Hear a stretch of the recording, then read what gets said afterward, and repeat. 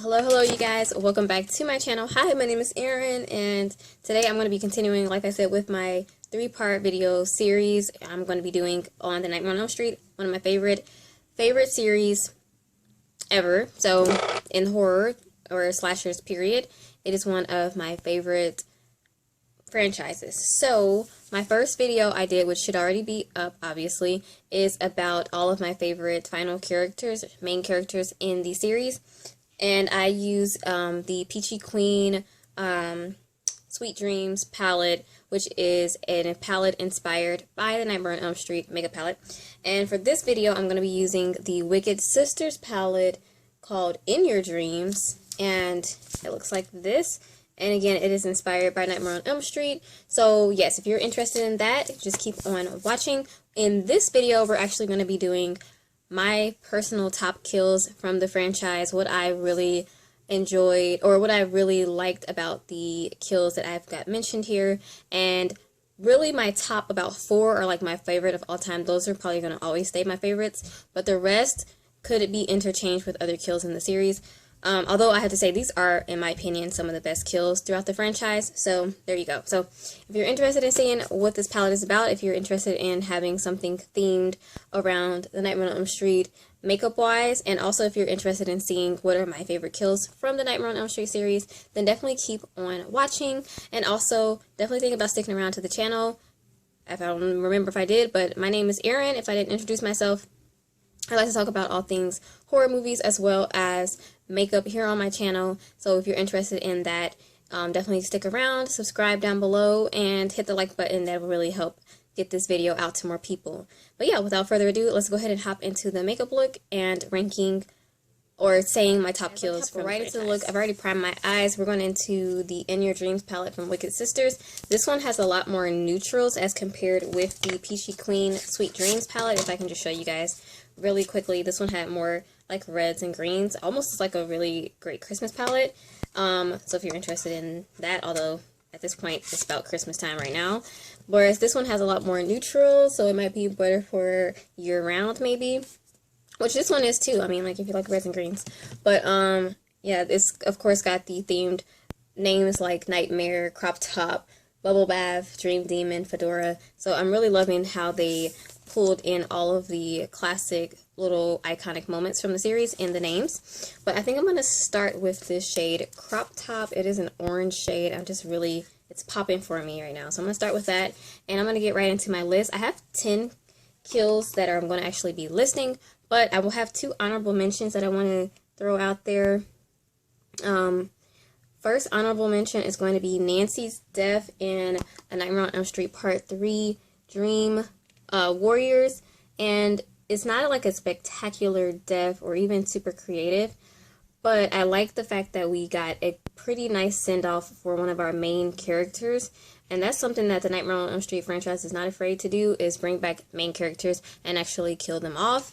And they did it with Nancy. I like how it's led up with her believing that it's her father, who's just recently been killed, has come into the dream to say goodbye to her, but it's actually our trickster, Freddy Krueger, of course, there to give one last hurrah, kill her off, and her death actually inspires, well, not inspires, but riles up the kids to finally give that last push to actually get up and get rid of Freddy, of course with the help of Dr. Neil. But yeah, I think that it's just worth mentioning because Nancy was a main character, even though the kill is not anything spectacular. She just gets killed in the chest with the glove, but I think it's worth mentioning. Yeah, so that one's the first honorable mention. Second honorable mention is going to be from A Nightmare on Elm Street Part 4, The Dream Master, and it is the Roach Motel kill. I forgot her name, but the girl that likes to exercise but she hates bugs, and she gets a really bad exercise death where her arms get crushed under the weights, turns into a roach, and then she gets put into a roach motel. It's very surreal. It's very dreamlike because it's like super ridiculous. It's actually also kind of a little gross at the end, which is why which is why it's in my honorable mentions. It's a little gross, But I think it's a pretty awesome kill, and I think it really uses all of that dream likeness, the dream techniques with this kill, which I enjoy. And plus, all the parts leading up to it where Alice and Dan are stuck in a loop trying to get to her. Brilliant. I think that's one of the most brilliant scenes where they're just stuck repeating the same thing over and over. It's like deja vu, and they're actually asleep, and they think they're on the way to save her, and they're actually not. So that's my honorable mentions. Go into is Headsets, which is a great name, and it's just like a very warm brown. I think I'm just gonna go kind of just drop the palette. The other palette. I'm going to go probably neutral with this look. But, okay, let's get into the list. So, number 10 for kills is actually going to be going to Freddy himself in part 4, Dream Master, where he is torn apart at the end after he sees his reflection. Most of Freddy's deaths are kind of a little lame, honestly. But this one's pretty good because he gets torn apart by all of the souls of the children that he has killed and absorbed into his body. That comes back to bite him, and so that's a pretty cool death where he's killed apart, and we get some pretty good effects there. So that's why that one is going to be number 10 on my list.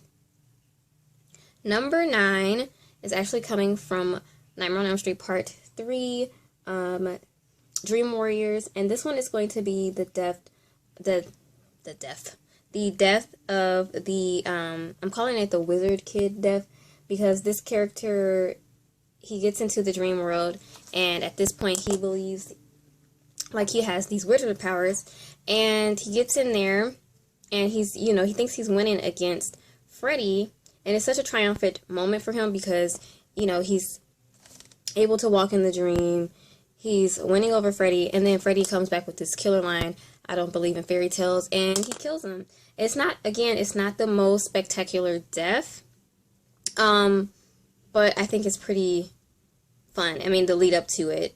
And Will, his name is Will. Sorry, I was looking for his name.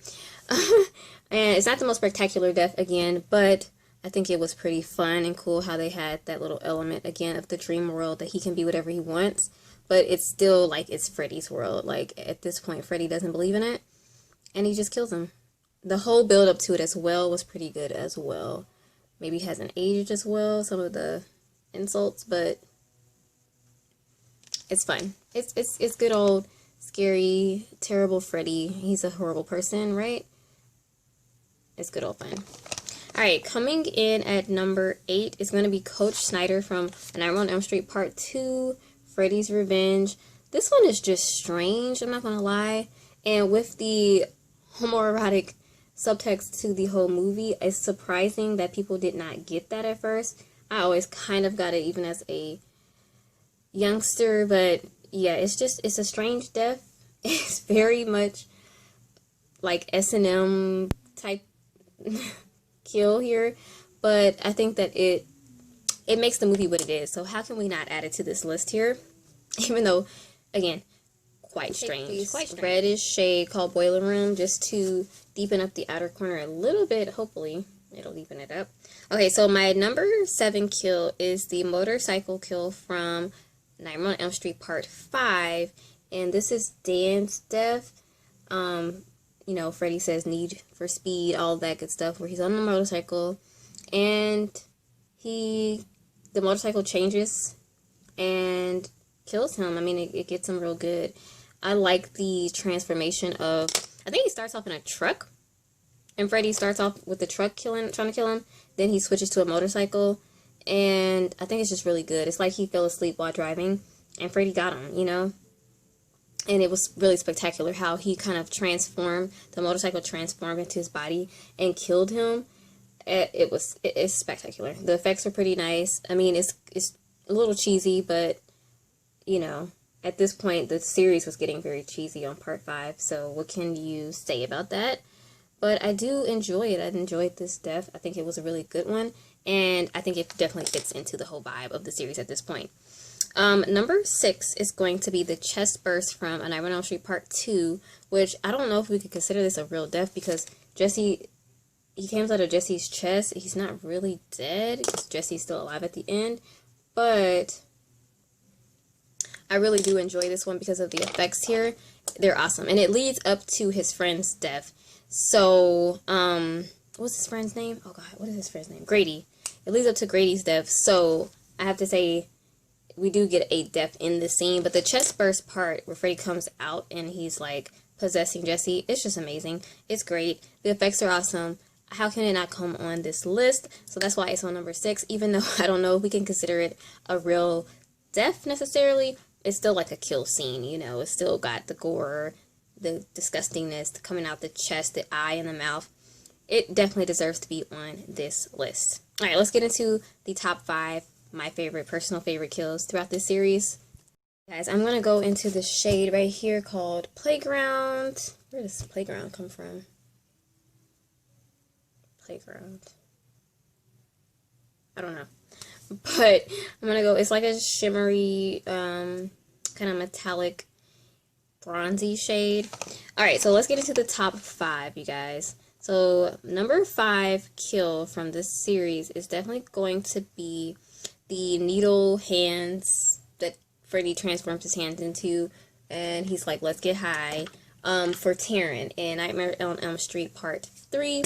The reason why this one is on number 5 is because although it's not a super gory death, it's kind of disgusting in a way, but it's cruel as well, and it definitely just embodies Freddy in a way I think that a lot of other kill scenes don't, because he just takes the person's fear, their weakness, their struggle, and he uses them against them. And I think him able to be in people's minds, their subconscious and their dreams, he's able to do that really, really well.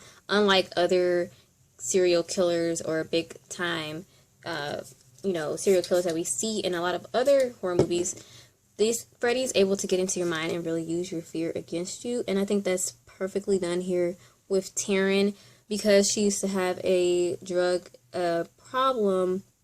Him using that as her death in the dream world, he knew her weakness and he used it against her. And he's got some iconic lines with this as well, you know. I mean, it's really cruel, but it goes so perfect with Freddy. Like, how can we deny that this is not a good kill scene? Like, it is. And I think that most people would agree that this deserves to be at least on a top 10 kill list of the franchise, because it's great. It's a great kill. Alright, number 4 is one of my personal favorites. The top 4, I have to say, were hard for me because, honestly, I think these top 4, at any given time, any of them could be number 1 for me, because I really do love these kills. Like, all of these the top 4 are amazing. And number 5 is really good too, but the top 4, I had to say, are some of my favorite kills throughout the whole entire franchise, and I just think they're amazing. So number 4 is going to be the Welcome to Prime Time kill. It's just even funny saying it. It's a great kill. Again, not a super bloody one, not a super gross one, but the whole build up to it, the great one-liner, the putting her up into the TV, which again, using her like dream against her. She wants to be famous. She wants to be on TV, an actress or whatever she was saying.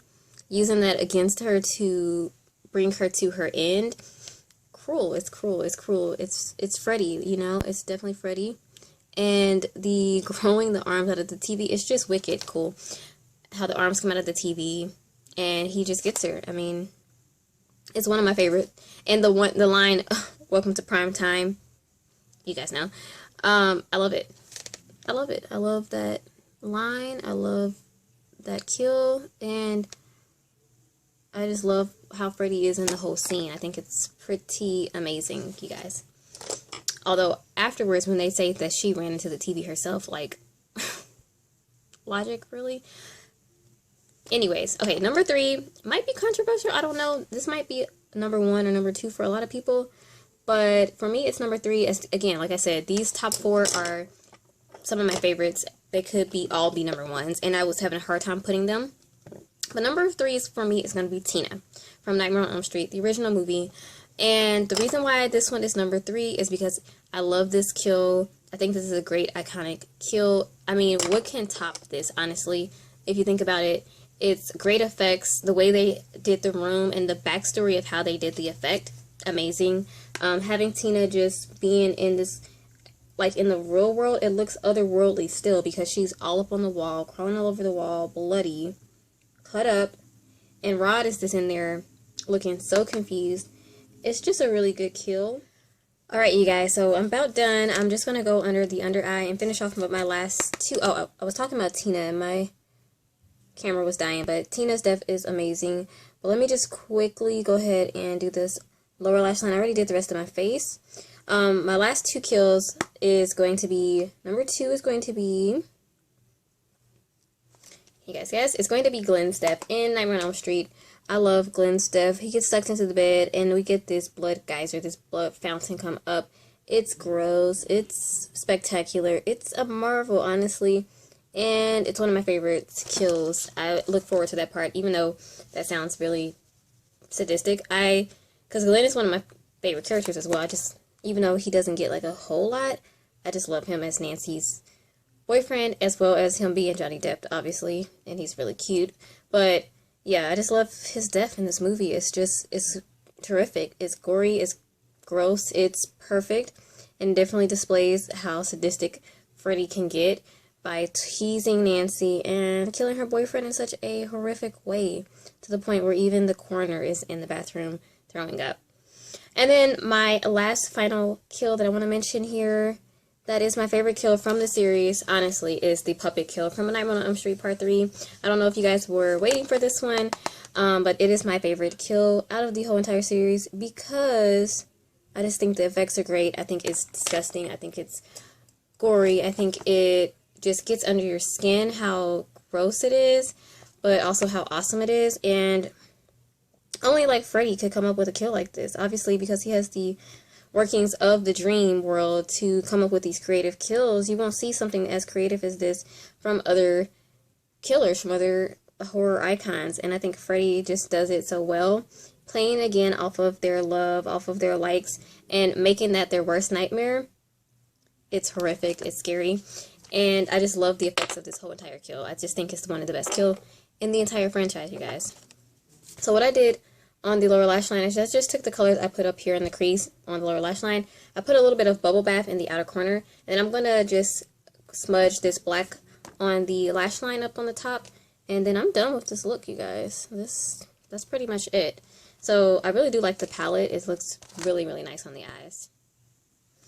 Alright, you guys, thank you so much for watching this video. This is the final look. I really do like the palette, and I can't wait to compare it finally with the other palette in the next video. But yeah, we'll end off now. This is the final look, a beautiful little sunset look. Definitely hit the like button below, and I will check you guys out in the next video. Adios!